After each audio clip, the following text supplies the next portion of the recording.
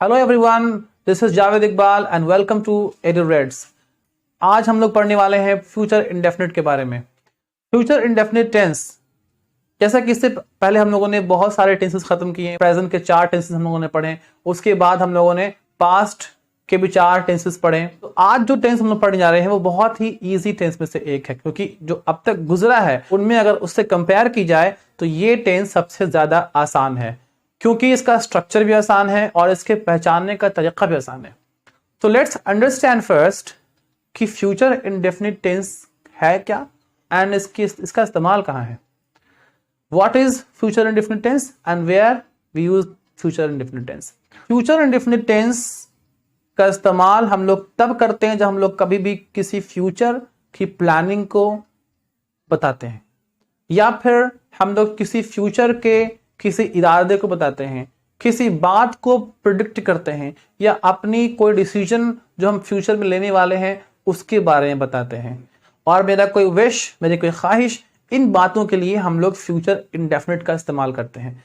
Right, future indefinite tense का मतलब ही होता है कोई भी काम जो फ्यूचर में मैं करने वाला हूं, कोई भी future planning, future activities. English से समझना शायद सबके बस की बात नहीं हो, बट अगर हम इसको हिंदी से समझें तो ये काफी आसान हो जाता है। लेकिन याद रखें, हिंदी हमेशा हर जगह एप्लीकेबल नहीं होती है। हिंदी में किसी सेंटेंस के आखिर में अगर गा, गी, गे का इस्तेमाल हो रहा है तो हम कहेंगे कि यह फ्यूचर इंडेफिनिट टेंस है। इसकी बहुत सी मिसालें हो सकती हैं, जैसे तुम कुछ कर लोगे क्या, क्या कर लोगे, तुमको बाद में देख लेंगे, वो बुलाएगी मगर मैं नहीं जाऊंगा, तुम पिटोगे, मैं जो भी कहूंगा सच के सिवा कुछ नहीं कहूंगा, उसकी आत्मा तुम्हें सताएगी, लोग क्या सोचेंगे, तुम भी क्या याद करोगे। ऐसे बहुत सारे एग्जाम्पल्स हैं। ये सारे एग्जाम्पल्स फ्यूचर इंडेफिनिट के हैं। इसमें आपने क्या नोटिस किया कि आखिरी में गा, गे और गी लगा है, लेकिन क्या ये हर जगह फिट होगा? नहीं होगा। जैसे मिसाल के तौर पे कोई इंसान अगर रीजनल लैंग्वेज बोलता है, लैंग्वेज में कुछ ना कुछ वेरिएशन पाए जाते हैं, तो ये हर जगह एप्लीकेबल नहीं होगा। अगर आपकी हिंदी ठीक नहीं है तो हिंदी सीखना बेकार है। आप उसको समझिए, इंग्लिश टू इंग्लिश ज्यादा आसान होगा आपके लिए। लेकिन अगर आपकी हिंदी अच्छी है, एक लैंग्वेज पे आपकी अगर अच्छी कमांड है, तो फिर ये मुमकिन है कि आप उसको हिंदी से इंग्लिश ट्रांसलेट कर लें और ये आसानी देगी। और जो कि फ्यूचर इंडेफिनिट टेंस बहुत आसान है, इसको पहचानना बहुत इजी है। कोई भी बात अभी के बाद होने वाला है, something which is going to happen in future, that is future indefinite tense. तो ये बहुत ही आसान है। चलिए अब समझते हैं हम लोग कि इसे हम लोग कैसे फ्रेम करेंगे। How would we frame sentences on future indefinite. ठीक है, so let's understand the structure. As you can see here, subject and object, जैसा कि हम जानते हैं सब्जेक्ट और ऑब्जेक्ट सब में आता है, तो याद करने की चीज नहीं। अब तक गुजर चुका है 8 पैटर्न्स, और उन 8 में आपने देखा कि सब्जेक्ट और ऑब्जेक्ट आता, और इसके लिए मैंने एक पर्टिकुलर वीडियो बनाई हुई है, उसको आप जाकर के देख सकते हैं, डिस्क्रिप्शन बॉक्स में उसका लिंक डाल दूंगा मैं। ठीक है, तो उसके जरिए आपको मालूम हो जाएगा कि सब्जेक्ट और ऑब्जेक्ट की सबका पार्ट है, और वर्ब जो बीच में होता है, तो आपको याद रखना है इसे। वर्ब के साथ क्या है, फ्यूचर की बात करनी है तो वर्ब के साथ क्या लगाएंगे हम लोग, विल।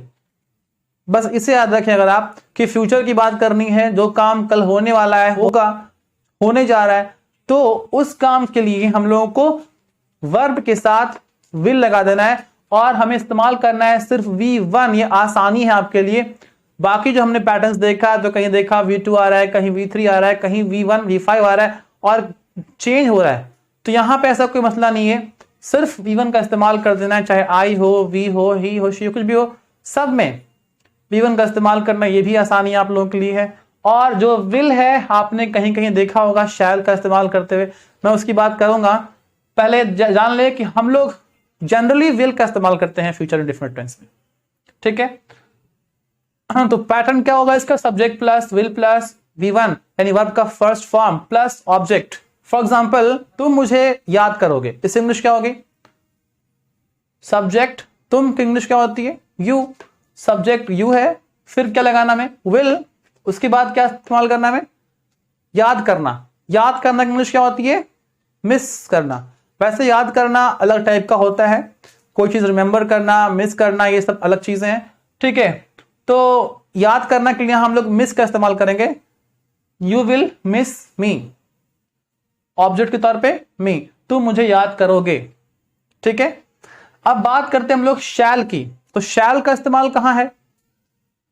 अगर मैं पढ़ा दूं कि विल का इस्तेमाल करेंगे, आप जाएंगे स्कूल, वहां पढ़ाएंगे टीचर्स आपको कि वहां शैल का इस्तेमाल करना था, और फिर क्या होगा, वो आपके इस सेंटेंस को गलत कर देंगे, फिर आप सोचेंगे कि हमने गलत पढ़ाया। ऐसा नहीं है।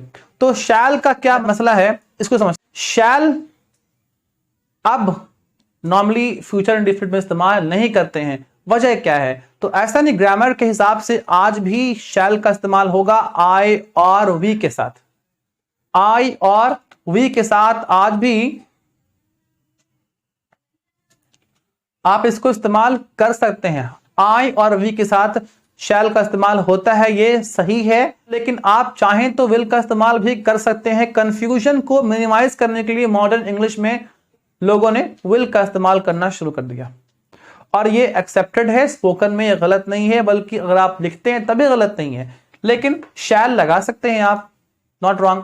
अब बताता हूं मैं, कई बार ऐसा होगा आई वी में विल लगाया हुआ है, और कई बार ऐसा होगा यू, ही, शी, इनके साथ शैल लगा दिया गया, तो फिर क्या, फिर से नई परेशानी शुरू हो गई। यानी इनके साथ हम लोग ग्रामर के हिसाब से शैल लगाते हैं और बाकी के साथ विल लगाते हैं, बिल्कुल बात सही है, लेकिन ये कभी कभी ऑपोजिटिवली उल्टा भी इस्तेमाल किया जा सकता है। सेंटेंस में एम्फेसिस लाने के लिए हम लोग विल को शैल की जगह पे और शैल को विल की जगह पे इस्तेमाल कर देते हैं, इसे कहते हैं एम्फैटिक सेंटेंसेस।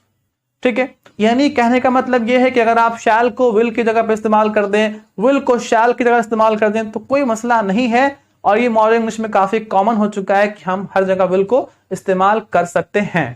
अब बढ़ते हम लोग, कैसे हम लोग इसकी नेगेटिव सेंटेंसेस को फॉर्म करेंगे। तो नेगेटिव के लिए हमें इस्तेमाल करना है विल प्लस नॉट। ये जो आप देख रहे हैं, you won't, won't stands for will plus not, यानी आप विल प्लस नॉट कहें या वोंट कहें, दोनों एक ही बात है। आजकल नॉर्मली हम लोग वोंट का ही इस्तेमाल करते हैं। फिर इसकी हिंदी क्या हो जाएगी, तुम मुझे याद नहीं करोगे। उसके बाद अगर हमें कहना है क्या तुम मुझे याद करोगे, तो हम सिंपली इस विल को पहले ले आएंगे, जैसे बाकी इंटरोगेटिव में हमने किया। इसकी हिंदी क्या हो जाएगी, क्या तुम मुझे याद करोगे।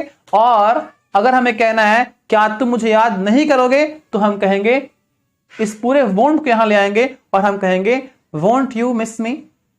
ठीक है, इसी तरह से एक और एग्जांपल होता है, उसमें हम लोग WH वर्ड्स को पहले लगा देंगे।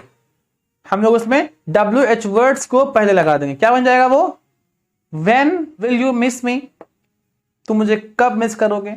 When will you miss me more, तुम मुझे कब ज्यादा मिस करोगे। लाइक दैट, ऐसे एग्जांपल्स हम लोग बना सकते हैं WH वर्ड्स पे। सो अब हम लोग बात करते हैं कॉन्ट्रैक्टेड फॉर्म्स की। कॉन्ट्रैक्टेड फॉर्म्स क्या है, दो वर्ड्स को मिला के हम लोग जब शॉर्ट में उसे पढ़ते हैं तो उसे कहते हैं कॉन्ट्रैक्शंस। ठीक है, तो फ्यूचर इंडेफिनिट में बहुत सारे कॉन्ट्रैक्टेड फॉर्म्स का इस्तेमाल किया जाता है। For example I plus will बन जाता है I'll, as you can see here I'll, इसे पढ़ेंगे आइल। वी प्लस विल पढ़ेंगे व्हील। यू प्लस विल ये हो जाएगा यूल। दे प्लस विल देल। ही प्लस विल क्या हो जाएगा हील। और शी प्लस विल शील। और वैसे ही इट प्लस विल क्या होगा इडिल, इटिल। ओके, बट किसी नाम के साथ हम विल का इस्तेमाल ऐसे नहीं करेंगे। अगर आई के बाद, ठीक है, नॉट का विल का इस्तेमाल हो रहा है और फिर नॉट का इस्तेमाल हो रहा है, तो आई विल नॉट तीनों को एक साथ कॉन्ट्रैक्ट नहीं कर देंगे। ठीक है, ये क्या हो जाएगा आई वोंट या आई विल नॉट, दोनों सही है। आई को विल के साथ मिला दे या फिर विल को नॉट के साथ मिला दे, आई विल नॉट या I won't, I won't come या आई विल नॉट कम, दोनों सही है। सो ये हुए कॉन्ट्रैक्टेड फॉर्म्स। एक और बात रह गई कि शैल का इस्तेमाल आखिर करते कहां है। शैल का इस्तेमाल आज भी कर सकते हैं फ्यूचर टेंस में, लेकिन शैल का इस्तेमाल और भी कुछ जगह पे होता है, जैसे शैल आई कम। शैल आई कम मींस क्या मैं आऊं। शैल आई इरेज इट, क्या मैं इसे इरेज कर दूं। या कुछ सजेशंस ऑफर करने के लिए, पोलाइटली सजेशंस ऑफर करने के लिए भी हम लोग शैल का इस्तेमाल करते हैं। जहां पे गा गेगी नहीं भी होगा आखिर में, तो भी शैल आ सकता है। मैं बहुत सा एग्जाम्पल्स की हिंदी आखिर में दे दूंगा, आप उसकी प्रैक्टिस करें। 5 सेकंड्स का टाइम मिलेगा, आप चाहें तो उसे ट्रांसलेट करने की कोशिश करें। अगर आप नहीं कर पाएंगे तो भी वो 5 सेकंड में डिस्प्ले पे उसका आंसर दिख जाएगा। इसकी प्रैक्टिस करिए।